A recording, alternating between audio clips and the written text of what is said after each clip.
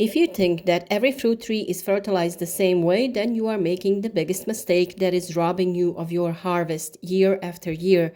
Fertilization is not a universal formula. What helps one fruit tree can literally harm another. The biggest problem arrives when the same amount of manure, compost, or mineral nutrients is used on completely different fruit trees and soils. The soil, the age of the tree, the variety, and the health of the tree, all of this changes the need for nutrition. The first factor is the soil. Clay soils retain more nutrients and moisture, while sandy soils quickly wash everything away. This means that fruit trees on sandy soils need more frequent and moderate doses, while clay soil requires less frequent but well-distributed fertilization. Another key difference is the age of the tree. Young plantations need more nitrogen to develop the crown, while older trees require more phosphorus and potassium for flowering and fruit quality. If an older tree is loaded with too much nitrogen, its leaves will grow and its fruit will fail. The third factor is the type of fruit tree. Apples and pears accept manure well, but peaches and cherries can suffer if it's overdosed. Berries require light, humus-rich nutrients, while stone fruit species cannot tolerate too much nitrogen because they turn into lush, soft, diseased growth. A common mistake is adding fertilizer too close to the trunk. This causes rot and fungal attacks. The nutrient is always placed in the zone of the root, around the white of the crown.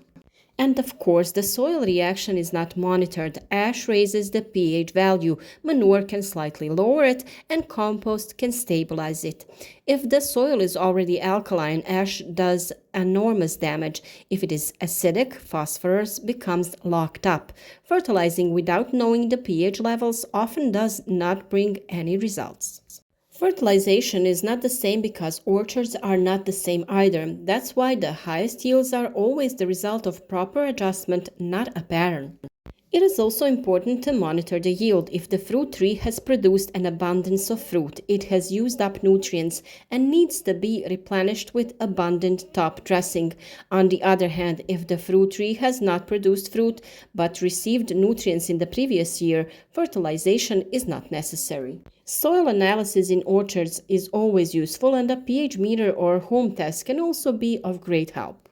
I hope these tips were helpful, and thank you for following our advice. Write to us in the comments your experiences and cultivation methods. If you want to manage your orchard even more precisely, watch other videos about winter treatment, soil preparation, and proper nutrition. Follow the channel. Together, we are building a healthier and more productive orchard. Leave us a like, and if you haven't already, subscribe to our channel. We are going to grow fruit and vegetables together.